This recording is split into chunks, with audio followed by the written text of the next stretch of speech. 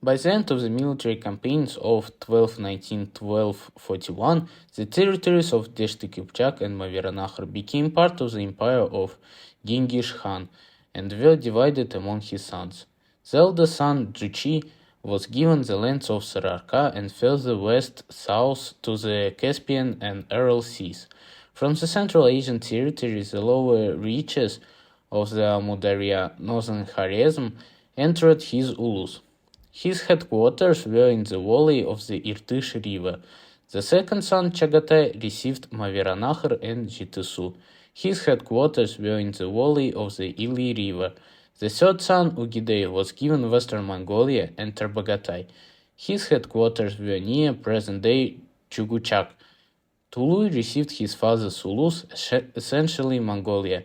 Juchi's possessions, inherited by his son Batu, were called the Ulug Ulus, the Great Ulus. The Ulug Ulus was the first centralized ancient Kazakh state, known in Eastern sources as the White Horde and in Russian chronicles as the Golden Horde. The Ulug Ulus was part of the Mongol Empire. However, Khan Batu behaved as an independent ruler. With his support, Manke became the Great Khan, refraining from interfering in the internal affairs of the Ulus. Batu, called Sain Khan by the Kipchaks, laid the foundations of statehood, relying on nomadic traditions and the decrees of Genghis Khan. During the reign of Uzbek Khan and his son Janibek, the Ulug Ulus reached its zenith. Uzbek declared Islam as the state religion, completed Sarai Birke, renamed Sarai al-Jadid, and paid much attention to caravan trade. Revolts of sultans unwilling to accept Islam were brutally suppressed. The Khan's authority in the left wing was eliminated, and Isatai Kriyat was appointed as its ruler. The Ulus engaged in an active trade with Western Europe, Asia Minor, Egypt, India, and China. Trade routes became not only safe but also well developed. The state structure was centralized. The entire Ulug Ulus was divided into the right and left wings.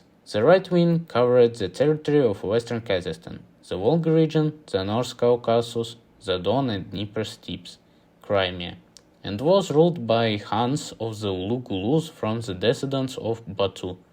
Their headquarters were called the White Horde. The left wing occupied the lands of central Kazakhstan and the Sardariya Valley. Khan's descendants of Ordai-Chen, Batu's elder brother, ruled here. Their headquarters, Kokorda, were located in the lower reaches of the Sardariya. The capital of the left wing was Saganak. In Siberia, a local dynasty, the Taibugids, ruled subordinate to the Khans of Ulus. The head of the state was a Khan from the Batu dynasty. All other Chingizids bearing the title of Oglan had no right to occupy the throne. An exception was made for the descendants of Ardai-Shen, the elder brother of Batu, who occupied the throne in the eastern part of the Ulus. There was no procedure for the election of a Khan. Power was passed on by inheritance to the eldest in the lineage. Ethnic composition.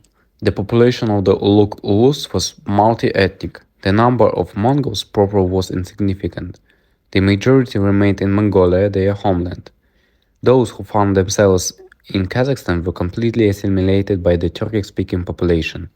Sedentary areas were inhabited by Volga Bulgars, Moldovians, Russians, Greeks, Khazars, Alans, and urban Kipchaks.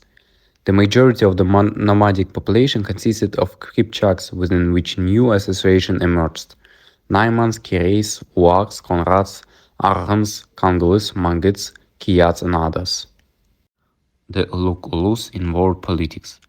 Since its formation, the Ulug Ulus became an opponent of the European Crusader movement, and accordingly an ally of countries subjected to Crusader aggression. They excited an alliance between the Ulug Ulus and the Mamluk Egyptian state aimed against the Kingdom of Jerusalem. The Sarai Khans actively supported Russian princes in their struggle against the Baltic orders. Alexander Nevsky, who was an adoptive son of Batu, often used steppe troops in the fight against crusaders. Russian principalities that were part of the Ulus avoided the fate of the southern and western Russian lands falling under the rule of Lithuania. The steppe dwellers built several fortresses, which later became major Russian cities: Tula, Yelets, Kaluga. Many Russian lands, Novgorod, Smolensk, and etc., voluntarily joined the Ulus, receiving protection from Western aggressors in return. Thus, the Ulus, which became the largest and wealthiest state in the world, played a huge role in the history not only of Kazakhstan, but also of all Eurasia.